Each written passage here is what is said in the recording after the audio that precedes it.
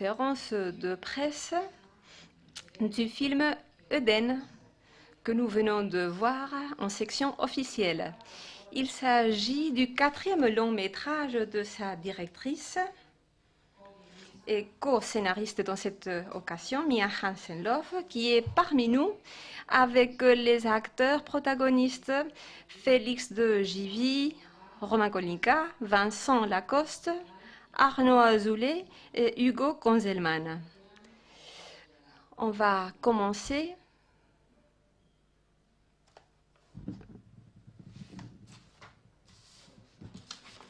Bonjour, j'ai 2 questions pour la directrice. Tout d'abord, toutes les chansons sont d'artistes qui existent déjà ou est-ce qu'il y a-t-il des chansons spécifiques pour le film? Et ensuite, est-ce que vous pouvez nous parler un petit peu de l'évolution de la musique dans le film? Bon, c'est-à-dire qu'on le voit dans le film, mais est-ce que vous pouvez élaborer un petit peu cela? Évolution de la musique. C'est ? Bien sûr, bien sûr. Non, non, comme vous voulez, en français, si vous voulez, comme vous voulez. Alors, les morceaux sont tous originaux, enfin, sont tous des morceaux préexistants, je veux dire, pardon, mis à part 3 morceaux, dont l'un a été composé par, pardon, par mon frère, avec son collaborateur, un autre par Greg Gauthier, qui est le 2e de Cheers, et un 3e morceau par Terry Hunter. Et aussi un 4e morceau par Kerry Chandler, en fait. Mais à part ces morceaux qui ont été faits pour le film, et vraiment dans le style garage de l'époque, c'est-à-dire des morceaux qui, au fond, reproduisent un peu les sonorités et l'esprit des morceaux qui avaient 15 ans, tout le reste sont des morceaux préexistants. Quant à l'évolution de la musique, ce que je peux dire, c'est que les choix des morceaux épousent le mouvement du film, donc qui est chronologique. Donc, on entend la musique évoluer au fur et à mesure que le temps passe. Néanmoins, elle évolue de manière relative, puisque la musique garage est une musique qui est restée très proche, enfin, qui n'a pas beaucoup évolué. C'est d'ailleurs une des raisons pour laquelle elle a un moment passé de mode avant de revenir de manière cyclique, mais c'est une musique qui est quand même qui est restée très proche de ce qu'elle était, quoi. Je dirais que d'une certaine manière, les artistes dont la musique fait vraiment passer le temps dans le film en marquant ce changement, ce sont les Daft Punk. Parce que leur musique, enfin Within à la fin, n'a pas grand-chose à voir au fond avec Daft Punk au début, quoi. Siguiente pregunta, por favor. Merci. Merci, bonjour pour la directrice et pour Félix aussi. Je voudrais savoir pourquoi avez-vous décidé que la transformation physique de Félix est presque non existante, il ne change presque pas. Est-ce que c'est une métaphore de son manque d'évolution personnelle? Peut-être c'est quelqu'un qui est un petit peu ancré dans le temps. C'est comme s'il ne pouvait pas sortir ou échapper de cette situation dans laquelle il est. Ça m'intéresse beaucoup parce que je crois que c'est une décision très intéressante. On voit qu'il n'y a pas de modification physique chez Félix. D'une part, cette question du vieillissement des acteurs dans les films qui traitent du passage du temps, elle est délicate, je trouve. Et il y a une solution qui est souvent adoptée, qui, moi, ne me convainc pas.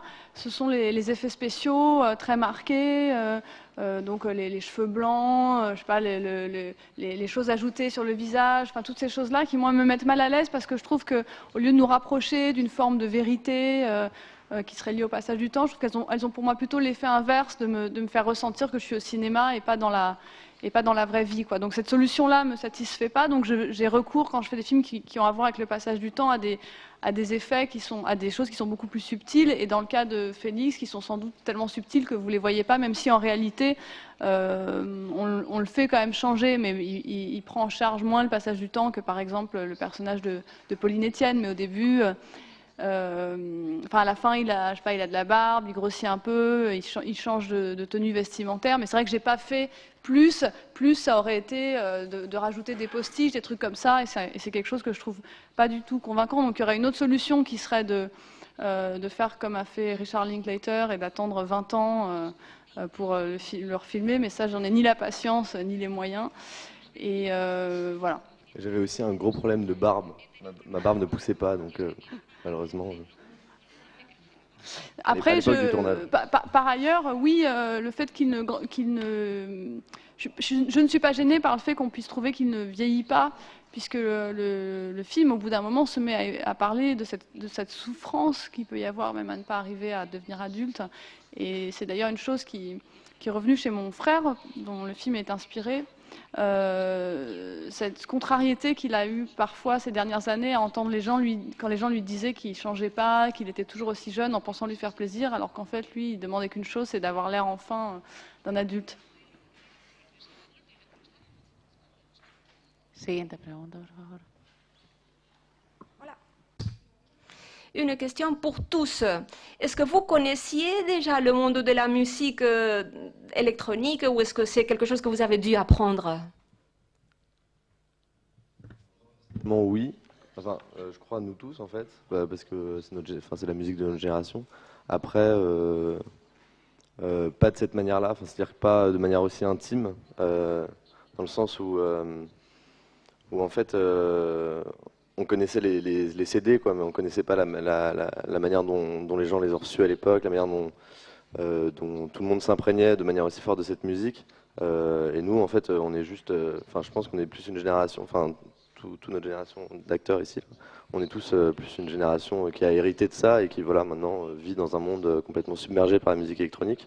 Mais je pense que c'était clairement pas le cas dans les années 90 et on n'a pas la chance d'avoir la même conviction que ces gens-là avaient dans les années 90 avec un style nouveau.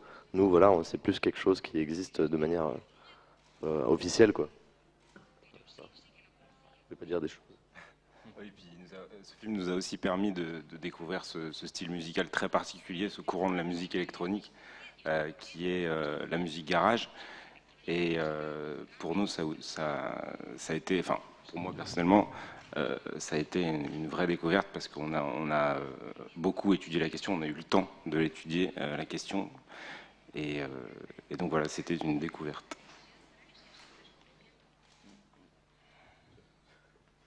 Oui, non, en fait, à vrai dire, moi, pour ma part, je connaissais pas vraiment non plus. Enfin, je connaissais les Daft Punk, quoi, comme tout le monde, je pense. Et voilà, de toute façon, vu que je fais un Daft Punk avec Arnaud, ça tombe bien.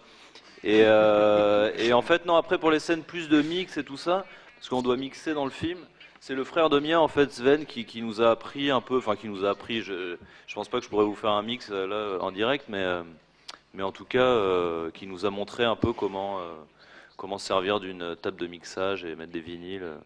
Donc voilà. Et c'est un peu, oui, avec le film, ça nous a permis aussi de découvrir plus en profondeur ce mouvement qui est extrêmement riche en artistes et voilà. Parce qu'en fait, finalement, mixer avec des vinyles, plus grand monde le fait encore. Et quand on a préparé ce film et que Sven, mon frère, donc a pris du temps pour aider les comédiens à s'approprier un peu ces objets, apprendre au moins superficiellement à mixer, mais de telle sorte qu'ils seraient capables de le faire naturellement pendant le film. J'ai pris conscience, plus encore que je l'avais fait en écrivant le film, à quel point c'était une époque déjà révolue en fait, puisqu'aujourd'hui, même si ça revient parce que les choses sont cycliques, les DJ ils mixent plus avec des vinyles, quoi. Ils apprennent plus à caler les disques, à faire des enchaînements. C'est très très différent la pratique du mix aujourd'hui. Ils font quasiment plus rien, quoi. Ouais, c'est sur l'ordinateur et ils mettent les musiques. Ouais. Et ils gagnent encore plus d'argent.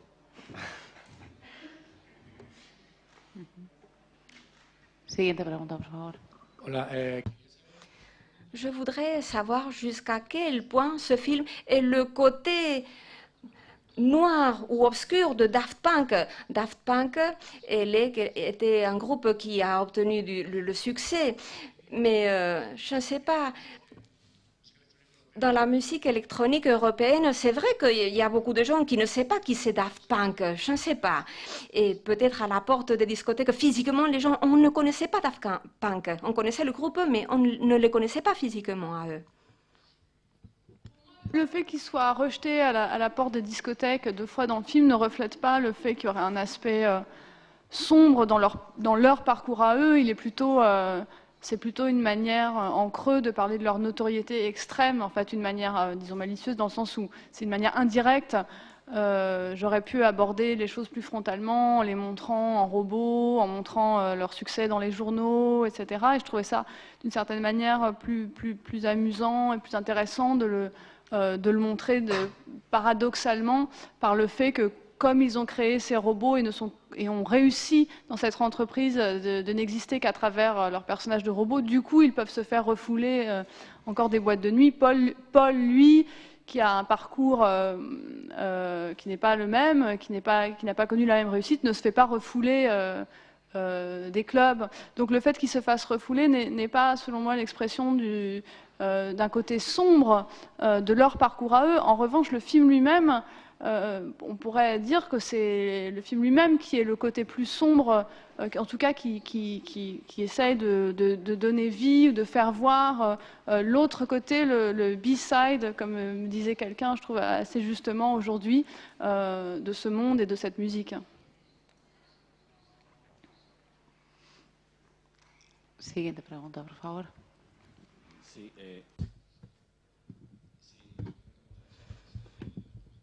Avant, Félix a dit que c'était la musique un petit peu qui venait de sa génération. Est-ce que vous croyez que c'est un film générationnel? Mia ou pour n'importe qui, est-ce que vous croyez que c'est un film générationnel? Est-ce que vous voyez la valeur ou cet aspect générationnel dans le film? Moi, c'est une chose à laquelle je crois beaucoup et à laquelle j'ai cru depuis le début, à tort ou à raison, je ne sais pas encore. D'une certaine manière, je dirais que la carrière du film répondra à cette question mieux que moi, mais en tout cas, j'ai toujours cru dans le fait que ce film, qui racontait une histoire inspirée par la vie de mon frère, pouvait, s'il était réussi et s'il atteignait une forme d'universalité, raconter à travers lui l'histoire de toute une génération, même si le film ne prétend pas raconter toute la French Touch et un récit extrêmement singulier, particulier, et n'embrasse pas tous les acteurs de cette scène.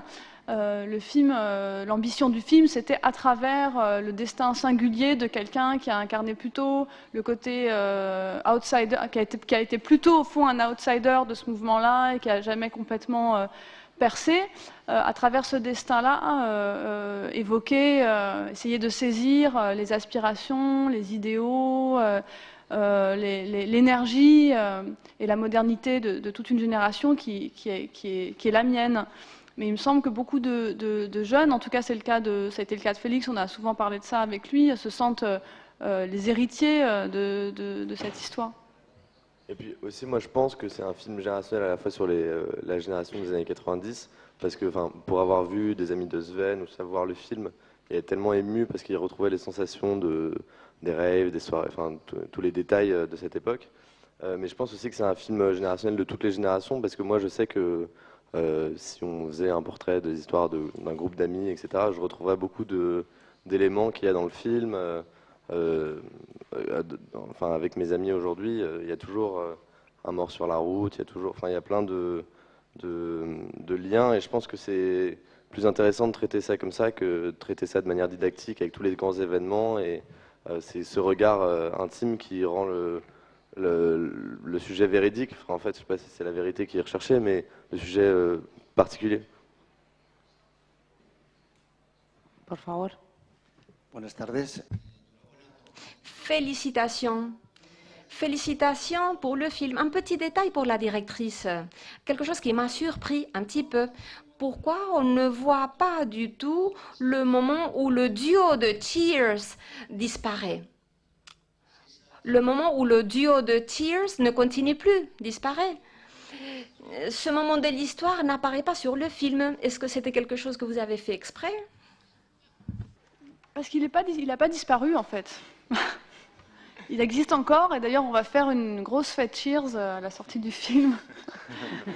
Non, c'est vrai. C'est vrai qu'il y a quelque chose que j'ai fait dans le film et qui peut-être me sera reproché. Enfin, c'est que je trouve que la vie est très subtile et nuancée. Et souvent, dans les films, on a tendance, parfois pour de bonnes raisons d'ailleurs, à simplifier les choses, à grossir le trait pour rendre les choses plus accessibles. Et moi, j'ai plutôt tendance à croire dans le fait que ces nuances, elles peuvent se transmettre, qu'on peut les garder, et que peut-être c'est une des choses qui peut apporter au cinéma une singularité, parce que tant de films y renoncent et pour choisir plutôt de raconter des histoires à travers des archétypes, ce qui peut être très bien aussi. Mais moi, j'ai toujours prise parti, je crois, depuis mon premier film, de croire dans le fait qu'on pouvait transmettre des émotions et des choses profondes et universelles, y compris à travers les nuances. Et si je vous dis ça, c'est parce que, par exemple, ça aurait peut-être été plus spectaculaire ou plus, en tout cas, plus fort d'une certaine manière de montrer le moment où Cheers s'arrête, c'est fini. Mais il se trouve que la chute de ce personnage, elle est tout en douceur. Et peut-être ce qui est tragique d'ailleurs dans cette chute ou de triste, c'est justement que du fait de cette douceur, il ne la sent pas arriver. Et pourtant, il y a un moment où il se retrouve quand même par terre. Siguiente pregunta, por favor.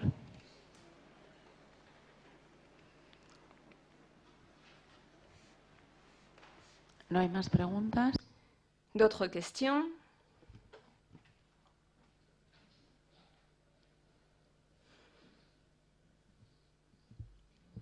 Je suis la seule journaliste française ici, je travaille pour Chronique Art. J'aurais aimé savoir comment vous aviez travaillé le scénario et la mise en scène pour incorporer vraiment la musique dans le film. Parce que voilà, votre film, c'est un film sur un art, à savoir la musique garage, l'électro. Et comment, quand on décide de faire un film sur un art, comment est-ce qu'on fait pour incorporer cet art au film et à l'œuvre en tant que telle? C'est difficile de répondre en peu de mots parce que ça a été tellement l'objet même finalement de notre travail avec mon frère d'arriver à ça, c'est-à-dire d'arriver à ce que la musique fasse partie. La musique est vraiment le cœur du film, qui est son sujet, qui est, comme on le disait quand on cherchait les financements, qui est même la star du film, qu'elle soit, comme vous dites, incorporée au film. Ça a été vraiment au cœur de notre réflexion absolument tout au long du processus du film. Et pour citer un exemple, parce que je pense pas que ce serait trop long d'en traiter à chaque stade, mais par exemple sur le traitement du son, beaucoup de notre réflexion, ça a été comment faire en sorte que la musique, qu'on puisse l'entendre comme l'entendent les gens dans les clubs, y compris avec ce que ça peut avoir parfois de crade, d'assourdissant, de pas complètement pur, et en même temps la rendre accessible, parce que si on jouait trop dans le réalisme, ça devenait tellement sourd que ça perdait son accessibilité, donc on perdait trop l'émotion, c'est-à-dire de trouver une sorte de juste milieu entre le fait de la faire passer et en même temps de la rendre palpable, c'est-à-dire de la rendre vivante, de la rendre concrète. Et en fait, ce souci de faire exister la musique de manière très concrète, comme faisant partie des scènes, faisant partie de la vie, c'est-à-dire qu'il n'y a pas une seule musique qui soit une musique de film dans le film, c'est-à-dire qu'il y a de la musique tout le temps, mais toutes les musiques du film partent des scènes et partent vraiment des tables de mixage, et ça a été une question toujours renouvelée au montage son et au mixage, de comment on traitait la musique pour la rendre vivante, pour la faire évoluer, pour qu'elle soit partie prenante de la scène et que ce ne soit pas quelque chose d'extérieur qui vienne se plaquer par-dessus, comme c'est souvent le cas dans les films. ¿Alguna pregunta más?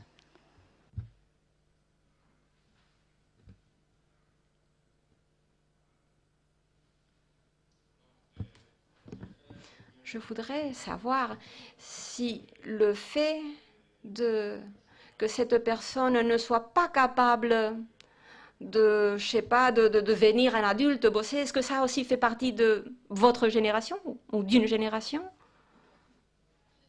Je trouve que ça fait partie de ma génération et pas tellement de la génération des comédiens du film. C'est là où je trouve qu'il y a pour moi, une vraie différence, un vrai contraste entre la génération dont parle le film, qui est celle plutôt de mon frère, qui a aujourd'hui 40 ans, ou la mienne, des gens qui ont entre 30 et 40 ans, dont j'ai observé, en tout cas autour de moi, autour de nous, qui avaient beaucoup de mal à devenir adultes, encore aujourd'hui.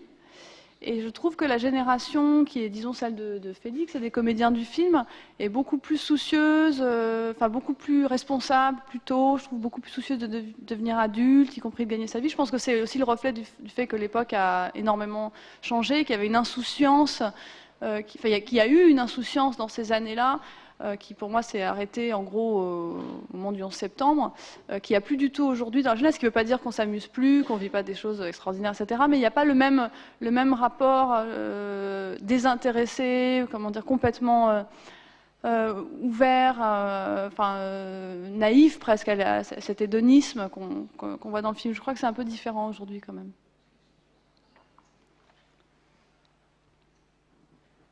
Sí, yo quería preguntarles también. Est-ce que vous aviez des références, je sais pas, par exemple d'autres films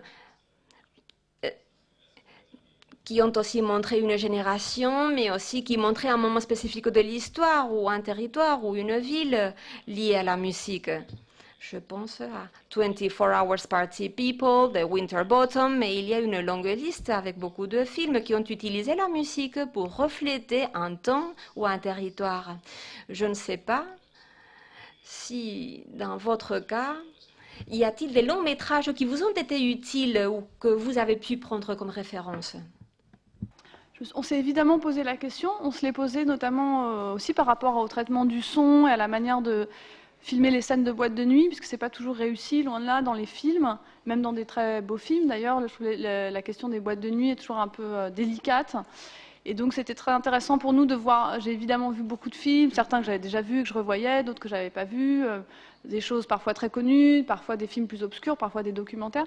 Mais ce qui était frappant pour mon frère et moi, et d'une certaine manière stimulant, c'est qu'indépendamment du fait qu'on aime ou pas ces films, on n'a pas eu l'impression de voir des films dans lesquels le traitement de la musique ou des boîtes de nuit correspondait réellement à ce qu'on avait envie de faire. C'est-à-dire que nous, on a toujours été attirés, intéressés par une forme de réalisme dans lequel on espérait trouver la poésie. Enfin, ce qui me touche dans le réalisme, c'est pas le réalisme en tant que fait en soi, mais c'est la poésie que je crois pouvoir y voir ou y trouver. Donc nous, ça a toujours été ça qui nous a intéressés.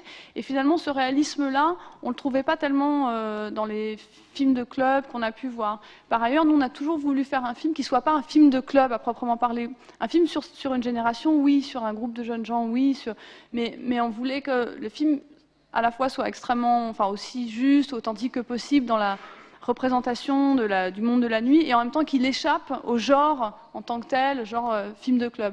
Après, je dois dire que 24 Hours, c'était une des références qu'on avait, dans le sens, un film qu'on n'a jamais cherché à imiter, qui par plein d'aspects n'a rien à voir avec Eden, et en même temps c'était un film qui nous plaisait, donc c'est un film qu'on a regardé ensemble et dont on a parlé pour essayer d'analyser qu'est-ce qui nous plaisait dans ce film. Et moi, un autre film qui pouvait être une sorte de référence pour moi, de manière plus, je dirais, plus intime et qui a plus à voir avec mes goûts de cinéma en général, c'était le film de Hussein Ossian, Millennium Mambo. Un film que j'aime beaucoup et dont je trouvais qu'il saisissait quelque chose de la mélancolie et de la poésie de ces années-là, même s'il se passe très loin et même s'il ne se passe pas exactement dans le même, pas dans le même milieu que celui de mon film. Il y avait quelque chose sur la manière une forme d'impressionnisme et sur la manière de saisir le monde de la nuit qui me touchait beaucoup dans ce film.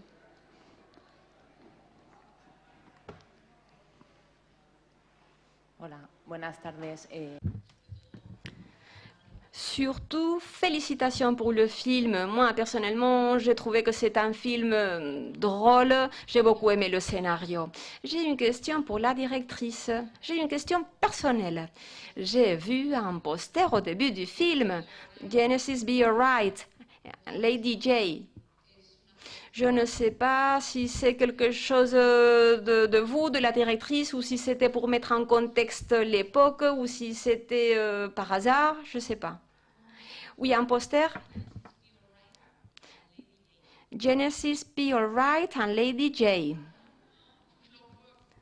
Je ne sais pas où c'est. Ha habido una persona, un director. Il y a eu un directeur artistique, j'imagine, qui a dû mettre en contexte les époques, parce que c'est vrai qu'à chaque moment, tout était très correct, bien sûr. En général, on était extrêmement rigoureux et chaque poster, en plus, on les connaissait, ne serait-ce que parce qu'on est obligé de les connaître à cause de la question des droits. Donc c'est pour ça que je suis surprise que vous parliez d'un poster que je n'identifie pas. Mais c'est dans quelle scène ? C'est au début, c'est dans une scène, c'est dans un appartement, c'est dans un club, c'est... À l'entrée de l'une des boîtes de nuit, au bout de 15 minutes, dans les 15 premières minutes. Je enseño. Además, es que... Oui, ça apparaît plusieurs fois. Ça apparaît plusieurs fois. Non, non, pas une seule fois, plusieurs fois. Si c'était un hommage, je ne sais pas. J'ai pas compris de quoi c'était le poster. Es un póster. C'est un poster qui se trouve à l'entrée de la boîte de nuit. Et dans le couloir à l'entrée de la boîte de nuit, il est là plusieurs fois, oui, dans le couloir de la boîte de nuit. Il y a un poster qu'on voit beaucoup à un moment, qui est le poster des soirées respect, où on a repris... En général, quand on voit des posters, enfin pour autant que je sache, c'est des posters de l'époque, quoi. C'est-à-dire on a utilisé pratiquement que des posters de l'époque, ou bien qui ressemblaient énormément, où on a recréé des posters de l'époque, mais je sais pas, 95% des posters qu'on voit dans le film sont des posters des soirées respect ou des soirées de Cheers de l'époque. Après, peut-être qu'il y en a un qui m'a échappé, mais je pense qu'il se peut que vous ayez confondu le poster, qui n'est pas ce que vous dites avec un poster des soirées respect que j'ai utilisé plusieurs fois dans une scène. Lo busco ahora. Elle va se renseigner, elle va le chercher sur Google. Elle vous le dira après. Félicitations pour le film. J'ai une question. J'ai aimé particulièrement, en quittant un petit peu le sujet de la musique, j'ai aimé les relations personnelles du protagoniste, ses relations amoureuses, et comment cela se développe d'une manière très naturelle.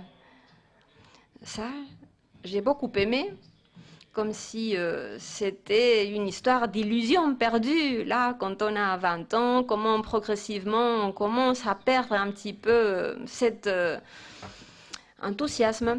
Et là, il y a une comédienne qui m'a surpris, je ne sais pas comment elle s'appelle.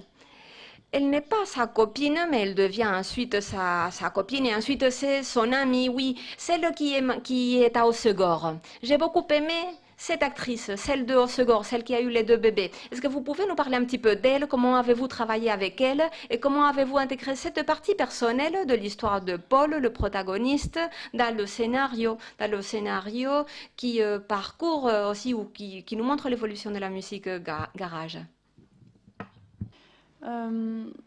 Pour moi, depuis le départ, il y avait cette idée d'un parallèle entre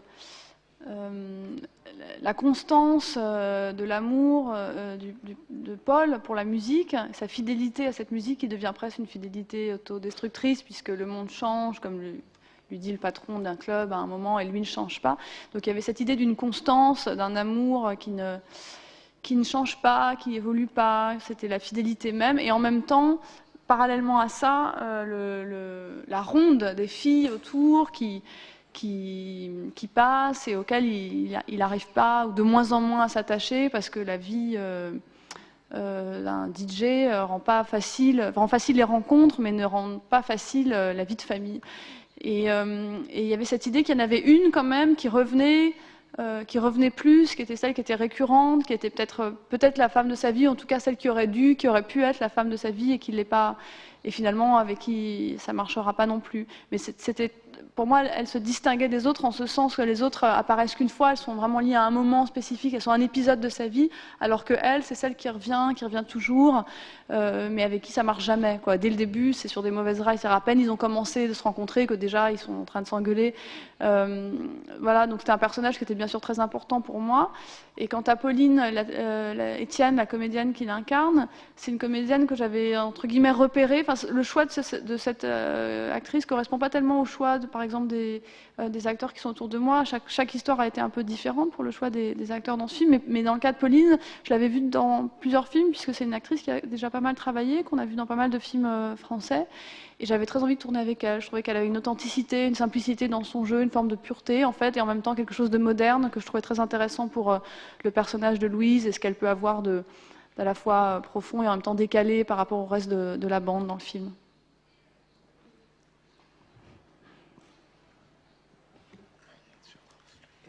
Hola. Tout d'abord, félicitations pour le film. Oui, félicitations pour le film tout d'abord. On a parlé de 24 Hour Party People. Et moi, je trouve que ton film a une sensibilité qui est beaucoup plus similaire à notre film The Last Days of Disco. Last Days of Disco, je ne sais pas si vous connaissez ce film.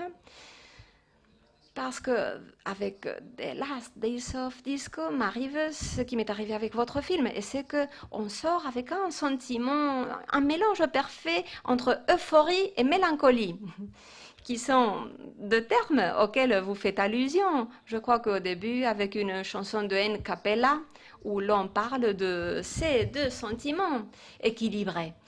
Alors voilà la question. Est-ce que c'était quelque chose de recherché dans votre film, le fait que les sentiments chez les spectateurs soient ce mélange, cette dualité mélancolique, nostalgique et euphorique? Oui, c'est recherché, je ne sais pas, mais en tout cas, j'avais conscience du fait que c'était quelque chose de constitutif pour ce film, mais d'une certaine manière, de mes films en général, peut-être de façon plus extrême dans ce film, puisque l'euphorie...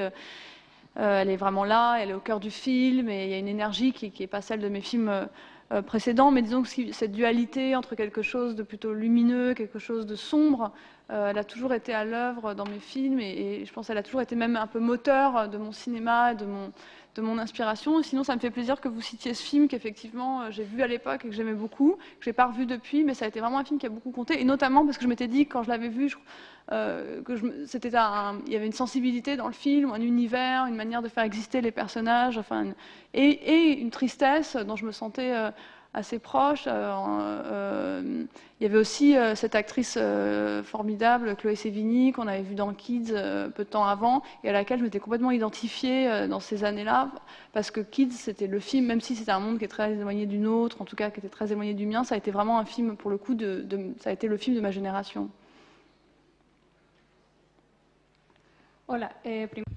Tout d'abord, félicitations pour le film.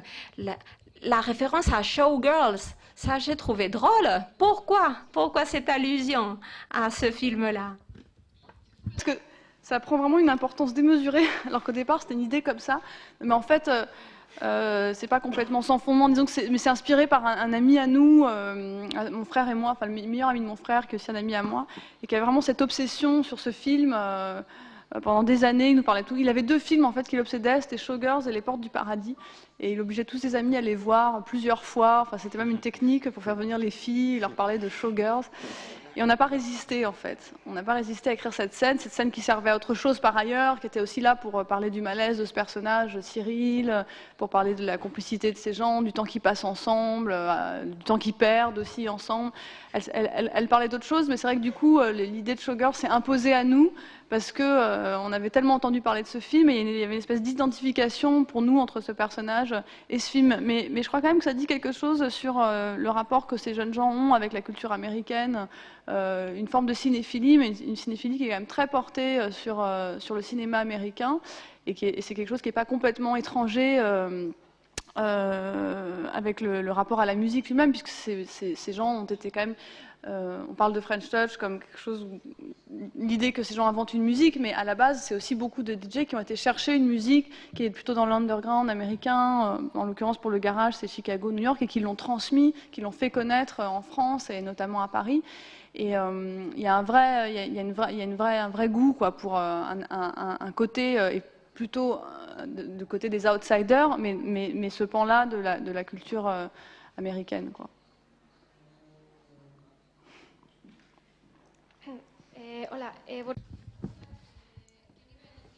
Quel est le niveau d'influence de Daft Punk dans le scénario? Est-ce que vous aviez déjà l'approbation de Daft Punk avant de décider de faire le film? Est-ce que Daft Punk, est-ce qu'ils sont d'accord avec ce qu'ils ont vu? Est-ce qu'ils étaient contents avec ce qu'ils ont vu? Et que pensez-vous, que pouvez-vous nous dire des drogues? Évoquez, s'il vous plaît, le sujet des drogues, qui apparaît aussi de manière très forte dans le film. Les Daft Punk, on leur a fait lire le scénario à peu près tout de suite quand il a été écrit. Mon frère les connaissait bien, ne les voyait plus, mais faisait partie de cette bande-là, si on peut dire, au début des années 90. Les fréquentait, et c'était donc très important pour lui d'avoir leurs sentiments sur le film, et non pas qu'on avait vraiment réellement besoin de leur approbation, mais c'était important symboliquement pour mon frère qu'ils comprennent le film, le projet, puisqu'on savait qu'ils allaient jouer un rôle très important dans cette histoire. Donc oui, on leur a fait lire très tôt, et ils ont été extrêmement gentils et solidaires du projet. Enfin, ils nous ont aidés, quoi. Ils nous ont pas aidés, ils l'ont pas financé pour nous, en rien. Mais je veux dire, leur encouragement, d'abord, nous a donné confiance en nous, à un moment où c'était particulièrement important, parce qu'on a quand même eu énormément de mal à monter ce film. Et par ailleurs, ils nous ont aidés à avoir les droits de leurs morceaux pour très peu d'argent, ce qui a été une des choses décisives dans le financement de ce film, puisque les autres musiciens, c'était pas la seule raison, c'était aussi parce que le film était un hommage au garage, mais tout le monde s'est aligné sur ce prix-là, qui était un prix, on peut dire, symbolique, et c'est grâce à ça qu'on a pu économiser énormément d'argent pour la bande-son, mettre tous les morceaux qu'on voulait, et rendre le film finançable. Et enfin, il y en a un qui a vu le film, qui a aimé beaucoup, je crois, et l'autre l'a pas vu encore, donc je sais pas... et la drogue, on voit prendre de la, voilà, il y a la cocaïne. En fait, quand on finançait le film, on m'a beaucoup reproché, notamment à l'avance sur recette, le CNC français, qui donne de l'argent public pour le film que j'ai pas eu, que j'ai passé 3 fois. C'est un peu resté en travers. Et on m'a beaucoup reproché de ne pas traiter de manière assez violente de la drogue. Et en fait, je crois que je n'ai pas essayé ni de l'édulcorer, ni de le rendre plus violent que ça n'était. C'est-à-dire qu'on m'a reproché de pas... C'est-à-dire qu'on voit les gens prendre la drogue, mais pour autant, on les voit pas, il n'y a pas d'overdose, il n'y a pas de scène violente avec la drogue, en fait, dans le film. Et en fait, pourquoi? Simplement parce que j'ai essayé de restituer la place qu'a eu la drogue dans la vie de mon frère, c'est-à-dire ni plus ni moins, quoi. Et finalement, j'ai le sentiment que cette place-là, c'est-à-dire comme faisant partie de son quotidien, elle devient destructrice, mais elle le devient assez tard, sans jamais vraiment l'emmener non plus à l'hôpital. Cette place-là, c'est une place qu'on montre assez rarement dans les films, c'est-à-dire que soit on voit les gens s'éclater, et c'est juste génial, etc., soit, et parfois les deux à la fois, soit ça les tue, c'est violent, ils sont punis de se droguer. Et dans mon film, les personnages ne sont pas punis de se droguer, mais il y a quand même une dépendance, il y a quand même une souffrance qui vient de là, quoi. Hola, me gustaría preguntarte por...